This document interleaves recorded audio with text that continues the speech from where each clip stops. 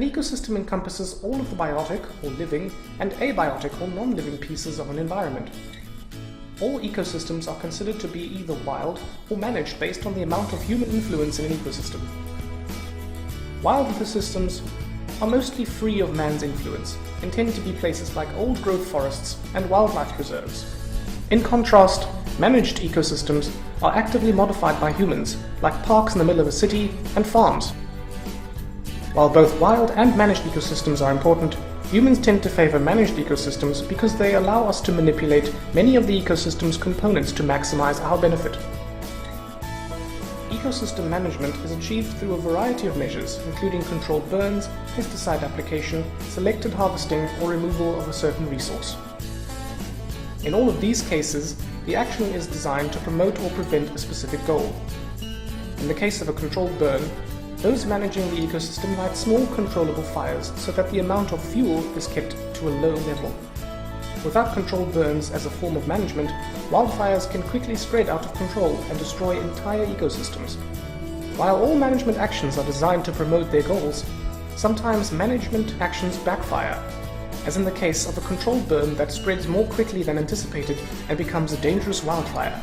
Ecosystem management takes a variety of different forms depending upon the desired goal for the habitat. Two very common types of ecosystem management are forestry and agriculture. Forestry's primary goal is to grow, manage and conserve forests. Usually this is so that the wood and other natural resources can be harvested over a long period of time, often measured in decades. However, foresters often manage the habitat so that certain species, such as an endangered bird, will be protected and conserved for future generations. In contrast, agriculture's primary goal is to grow crops that are harvested at least annually. While both forestry and agriculture are frequently aimed at the harvest of goods, these two management styles take vastly different approaches, since the ecosystem being managed have vastly different biotic and abiotic components.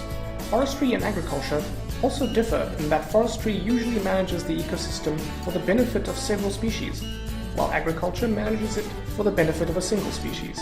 In fact, foresters manage not only for the lumber that will eventually be harvested, but the approach may also include strategies to enhance recreational use of the area or to reintroduce locally endangered or extinct species through conservation practices. Agriculture, on the other hand, is focused exclusively on growing as much of a single species as possible, even if it is to the detriment of other species. Ecosystem management of agricultural areas has historically gone out of its way to reduce the biodiversity of a given area to a single species. Can you think of an instance where it could be beneficial to remove a species from an area? Pause the video and have a think. If you said something like the removal of a pest from a farm, you're right. Often, aggressive measures are taken to remove and control unwanted species, especially pests. These pests can be other unwanted plants or animals that feed on the crops, such as rabbits and insects. So from this video, you should now appreciate that regardless of the habitat type, method of management, or end goal, ecosystem management plays a large part in modern society.